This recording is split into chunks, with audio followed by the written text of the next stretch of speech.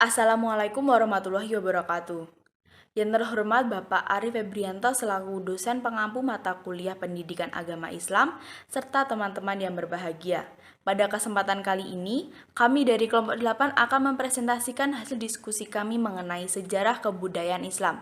Sebelumnya, perkenalkan anggota kami yaitu Nasiruddin Ahmad NPM 003, lalu Siti Lailatus NPM 049, lalu Tiwi Rosyani NPM 061, lalu Novi Hadianti NPM 072.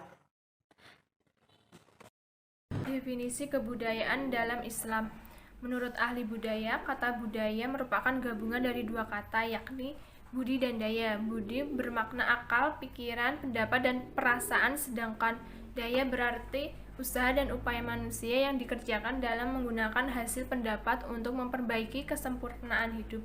Keberadaan budaya bersamaan dengan Allah mengutus para rasul dari jenis manusia dan dari kaumnya membimbing manusia menuju kepada sebuah tatanan masyarakat yang berbudaya. Hal ini seperti yang disabdakan oleh beliau, yaitu sesungguhnya aku diutus ke dunia adalah untuk menyempurnakan akhlak. Tugas yang pertama dari misi kerasulan adalah meletakkan dasar-dasar kebudayaan Islam yang akan berkembang menjadi sebuah peradaban. Berikut terkait dengan Quran Surah Al-Hujurat ayat 13. A'udzubillahi minasyaitonirrajim. Bismillahirrahmanirrahim.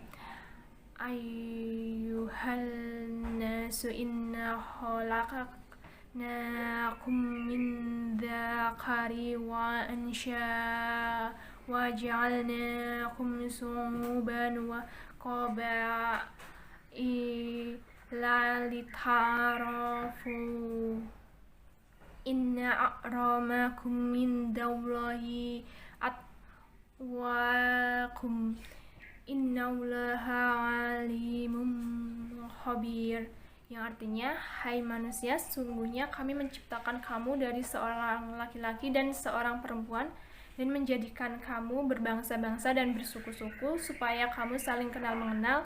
Sesungguhnya orang yang paling mulia di antara kamu di sisi Allah ialah orang yang paling takwa di antara kamu. Sesungguhnya Allah Maha Mengetahui lagi Maha Mengenal. Selanjutnya, periode sejarah kebudayaan Islam. Periodisasi merupakan pembabakan atau pengelompokan waktu berdasarkan zaman. Pembabakan ini bertujuan untuk mempermudah pemahaman dan mengetahui ciri khas atau karakteristik dalam pembahasan sejarah. Periodisasi juga diberlakukan dalam perkembangan budaya Islam sejak Nabi Muhammad SAW berdakwah di Arab.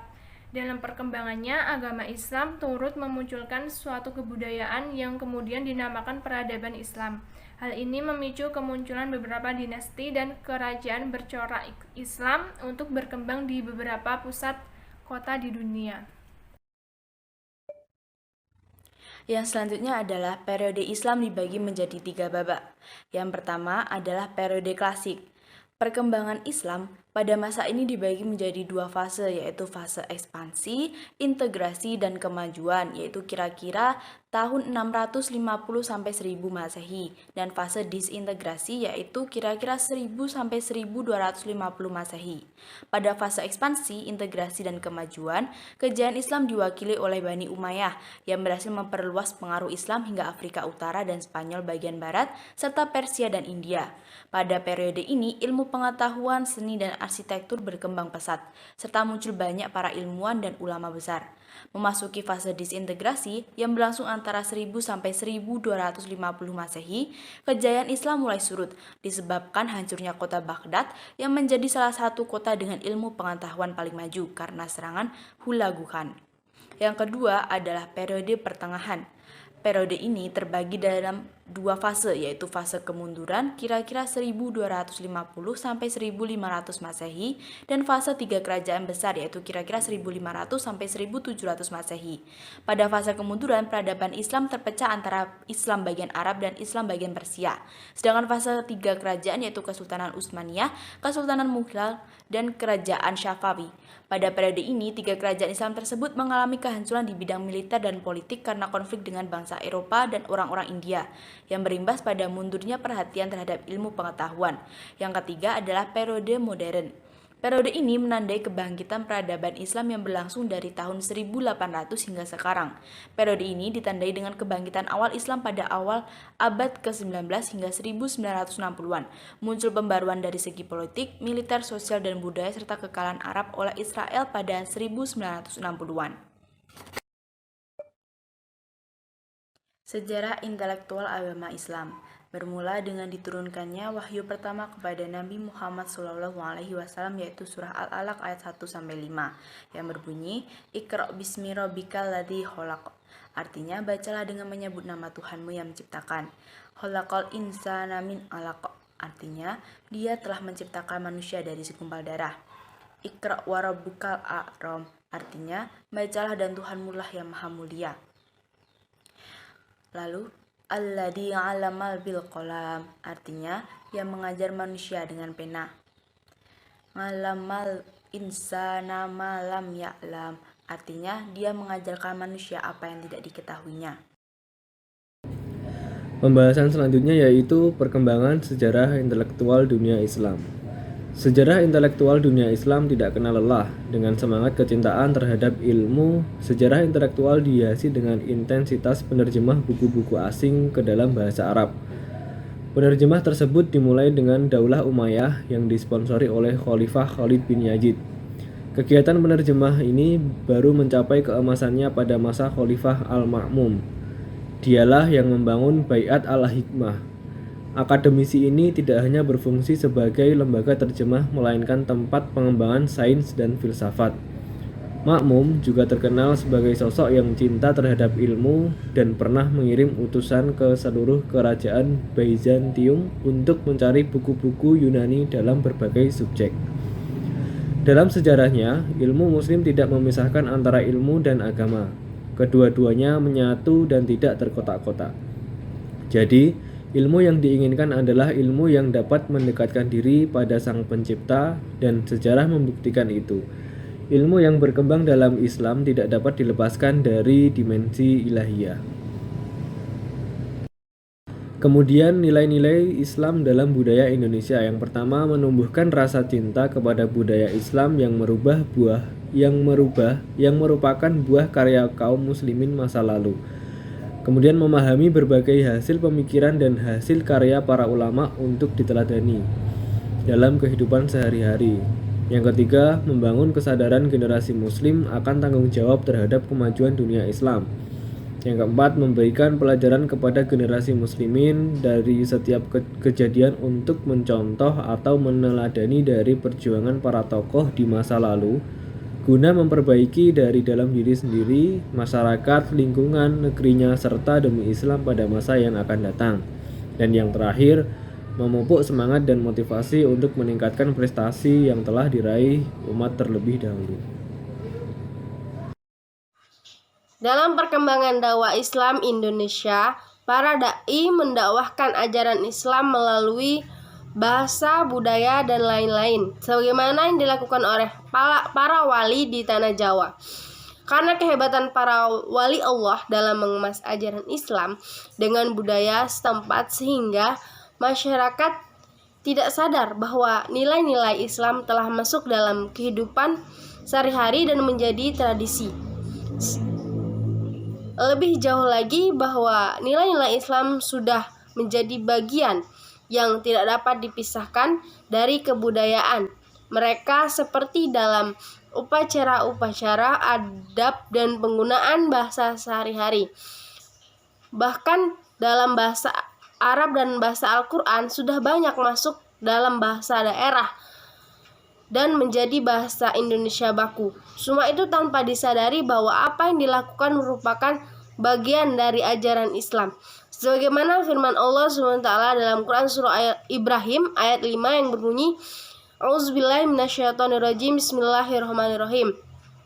Walaqad arsalna Musa biayatina an akhrij qaumaka minaz zulumati ilan nur wa zakaruhum biayyamillah inna fi dzalika laayatil likulli sabaris syakur.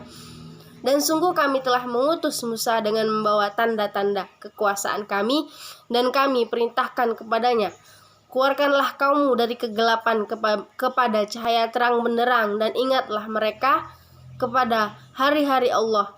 Sungguh pada yang demikian itu terdapat tanda-tanda kekuasaan Allah bagi setiap orang penyabar dan banyak bersyukur.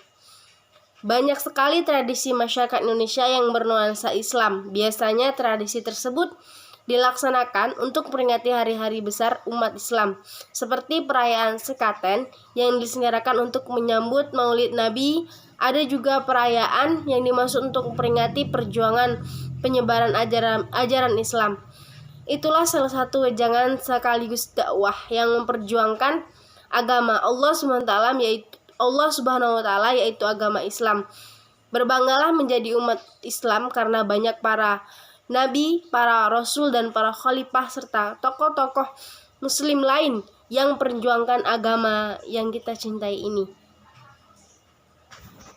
Kesimpulannya adalah kebudayaan merupakan suatu hal yang berdasarkan kepada nilai-nilai ajaran Islam dan persoalan-persoalan keagamaan dan sosial kemasyarakatan berupa tafsir, sejarah Islam, sastra, teologi, fikih, dan pendidikan Islam, memberikan kebebasan kepada insan untuk hidup berkebudayaan. Namun, sudahlah nyata bahwa tidak ada kebebasan di dunia ini yang tidak terbatas. Islam mengajarkan bahwasanya di dalam ajaran ilmu pengetahuan atau filsafat atau seni, satu hal yang perlu diingat yaitu bagaimana nilainya bagi jiwa. Hal yang dicari menurut Islam ialah yang bermanfaat, yang dijauhi menurut Islam ialah yang mudarat. Problematika kebudayaan Islam adalah karena beraneka ragamnya agama di Indonesia dan pengaruh kebudayaan asing yang turut berkembang di kebudayaan Islam di Indonesia terhadap kebudayaan, kehidupan, dan alam pikiran di masyarakat Indonesia, dan pengaruh kemajuan ilmu pengetahuan dan teknologi yang jika digunakan dalam hal-hal negatif yang dapat berpengaruh dengan merusaknya akhlak generasi muda terhadap kebudayaan Islam di Indonesia.